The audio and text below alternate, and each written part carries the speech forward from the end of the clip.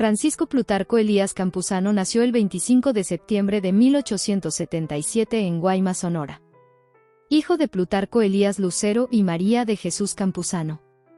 Desde muy pequeño quedó bajo el cargo de sus tíos maternos, pues su madre murió cuando él tenía 3 años y su padre abandonó a la familia por problemas de alcoholismo. Durante el tiempo que estuvo bajo la tutela de sus tíos vivió en Hermosillo, Sonora. Ahí estudió su educación básica y otro de sus tíos, Juan Bautista Calles, también se preocupó por su cuidado y educación, por lo que adoptó su apellido para ser nombrado Plutarco Calles. En 1897, se reencontró con su padre, con quien tuvo de nuevo acercamiento y desde entonces ahora agregó el Elías en su nombre para ser conocido por el nombre de Plutarco Elías Calles. Durante un tiempo, tuvo problemas con el alcohol, y logró superarlo después de casarse al civil con Natalia Chacón, con quien tuvo varios hijos. Trabajó como carpintero, periodista, maestro, tesorero municipal de Guaymas e inspector general de educación, aunque de estos 2 últimos empleos fue despedido por sospechas de fraude. Después se convierte en administrador de un pequeño hotel que era propiedad de su hermano, hasta que queda desempleado de nuevo al incendiarse el lugar el 10 de enero de 1903.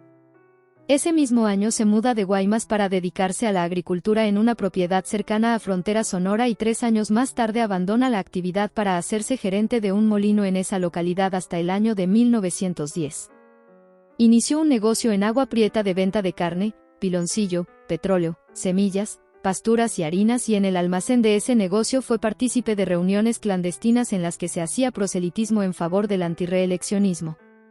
Después del triunfo maderista, su tío José María Maytorena, gobernador de Sonora, lo nombró comisario de Agua Prieta, cargo en el que mantuvo orden, administró la justicia, asignó un edificio a la comisaría, reorganizó la cárcel y creó una escuela.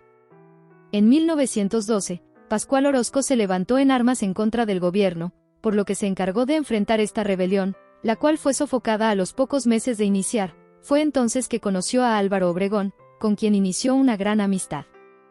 Después del asesinato de Francisco I. Madero y el posterior ascenso de Victoriano Huerta, Calles se unió a la rebelión en contra del usurpador reclutando gente para pelear desde Douglas, Arizona y un mes después con un pequeño grupo de soldados, inició su participación en la lucha. El 12 de marzo fue partícipe de la creación del Plan de Nacosari en el que se desconocía al gobierno huertista. 6 meses después fue parte de una conspiración para que su tío José María Maytorena no regresara a la gubernatura de Sonora, por lo que Calles fue destituido de su cargo como jefe militar en Nogales, aunque no dejó en ningún momento el mando. En diciembre de 1913, Plutarco fue ascendido a coronel, pues Venustiano Carranza le tenía confianza y lo nombró comandante militar de Hermosillo. Con el rompimiento entre Francisco Villa y Venustiano Carranza, hicieron que las tropas al mando de Calles y las de Maytorena se enfrentaran en Nacosari. Maytorena logró sitiar la ciudad por 107 días y Calles junto con Benjamín Gil logró resistir y finalmente triunfar. Estas victorias militares lo ascenderían a general brigadier. El 4 de agosto de 1915, el primer jefe Venustiano Carranza lo nombra gobernador interino de Sonora. En su administración hizo reformas a la educación, obligó a las empresas mineras a que pusieran escuelas para que los hijos de sus trabajadores tuvieran enseñanza y logró hacer subdivisiones de grandes haciendas, además de subir los sueldos de los peones que trabajaran en ellas. Dejó el cargo el 16 de mayo de 1916. Después de la promulgación de la Constitución de 1917, Calles vuelve a ser gobernador, ahora de manera constitucional, iniciando el 25 de junio de 1917. Este periodo fue más severo en cuestión de aplicación de la ley, pues expulsó de la entidad a todos los sacerdotes católicos, a simpatizantes de la Liga Anárquica IWW y combatió a compañías estadounidenses y a los yaquis. Creó más de 127 escuelas primarias y la Escuela Normal para Profesores. También decretó la protección de todos los niños huérfanos creando la Escuela de Artes y Oficios a las que envió a construir 2 edificios. El 31 de mayo de 1919 dejó el cargo, pues el presidente Carranza lo invitó al gabinete para ser secretario de Industria, Comercio y Trabajo. En ese puesto solo estuvo hasta el 1 de febrero del año siguiente, para irse al apoyo en la campaña presidencial de Álvaro Obregón. El 23 de abril de 1920, Adolfo de la Huerta y Plutarco Elías Calles proclamaron el Plan de Agua Prieta, en el que se desconocía el gobierno de Venustiano Carranza y se convocara a nuevas elecciones.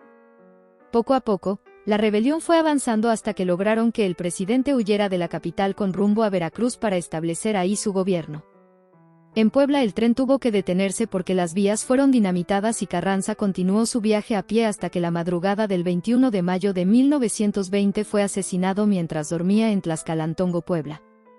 Al triunfo del plan, Adolfo de la Huerta fue nombrado presidente interino para completar el periodo de Carranza. Calles fue nombrado secretario de Guerra y Marina durante este tiempo.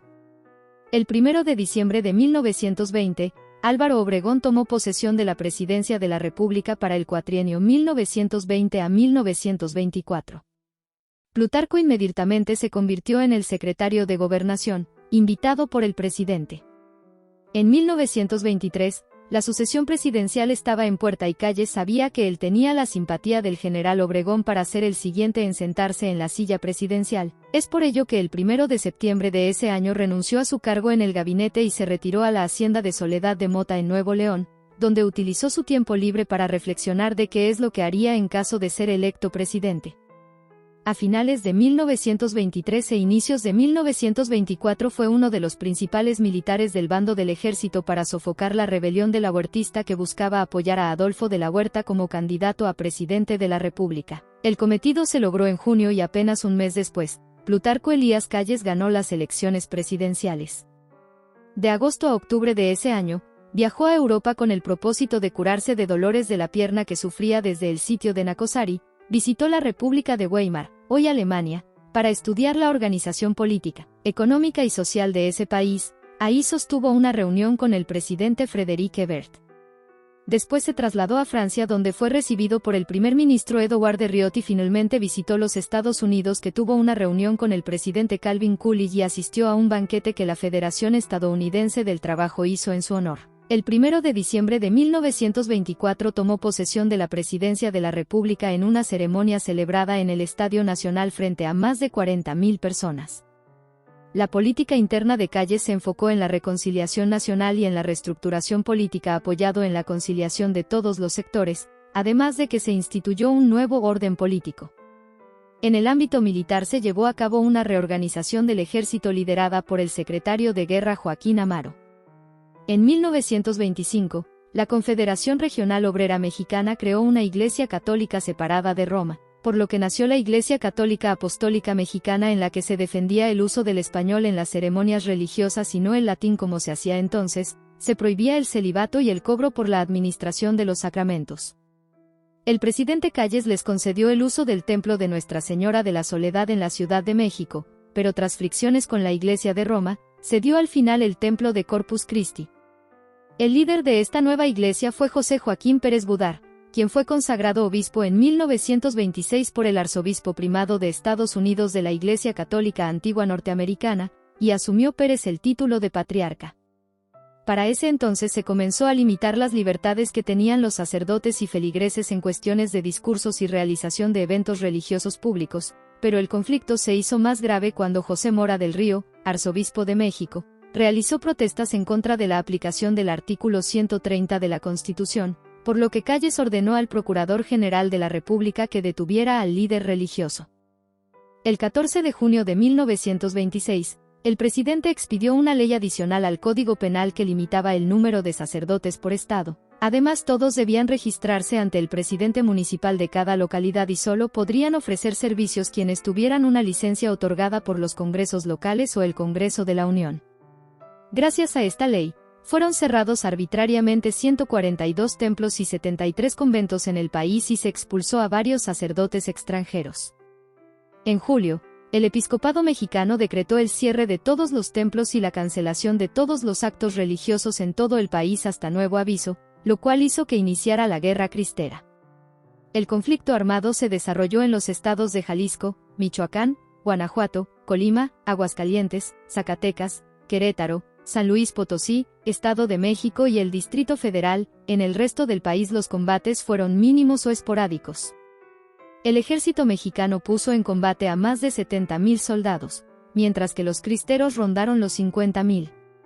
Durante todo este tiempo fueron asesinados sacerdotes y feligreses por el simple hecho de realizar o participar en una celebración eucarística o rezar. Es por ello que la situación cada vez fue siendo más grave, Soldados entraban a las iglesias para saquearlas y destruir las imágenes que había para después utilizar los templos como cuarteles. La situación creció tanto, que el 13 de noviembre de 1927 hubo un atentado en contra el general Álvaro Obregón en el bosque de Chapultepec. Por este acto serían responsabilizados el ingeniero Luis Segura Vilchis y el sacerdote Miguel Agustín Pro Juárez, quienes fueron fusilados. Entre los aciertos de la administración callista estuvo la evolución positiva de la economía nacional, con políticas parecidas a las establecidas por José Yves Limantour en el Porfiriato. Incluso la reorganización bancaria estuvo a cargo a Miguel Macedo, uno de los colaboradores del antiguo secretario de Hacienda.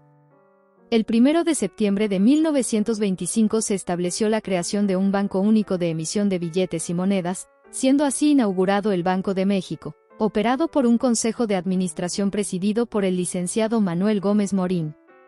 También este gobierno logró una renegociación de la deuda externa, pues los pagos estaban suspendidos desde 1914, sin embargo, por la situación cristera, la administración se vio obligada a suspender los pagos de nuevo en 1927. Con Calles se continuó con el reparto agrario iniciado por Obregón. Para finales del cuatrienio, se habían repartido más de 5 millones de hectáreas de tierras.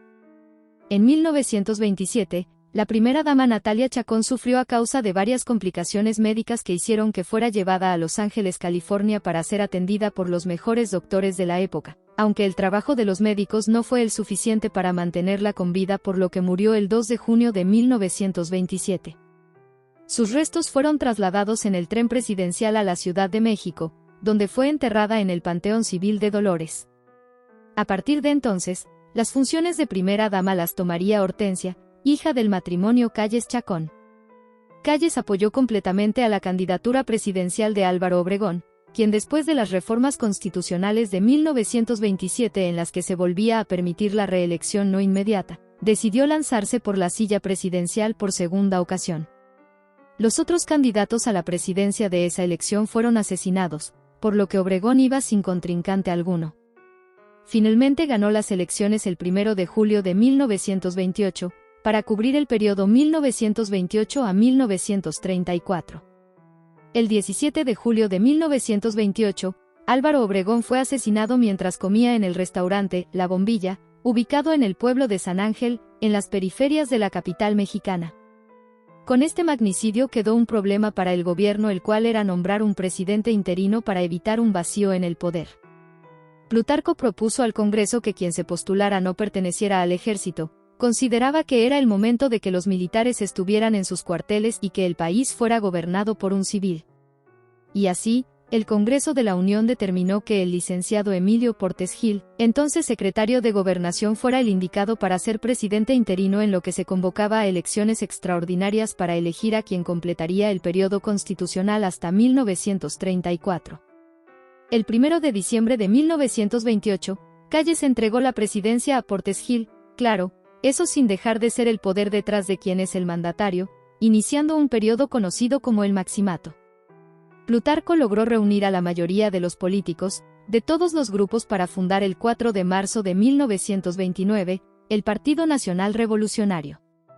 A pesar de ya no ser presidente de México entonces, Calles consolidó su autoridad a través de estos actos. Se le comenzó a conocer también como el jefe máximo de la revolución, pues todas las figuras de peso de la revolución estaban exiliadas o muertas. Él era el único líder superviviente de la Revolución Mexicana.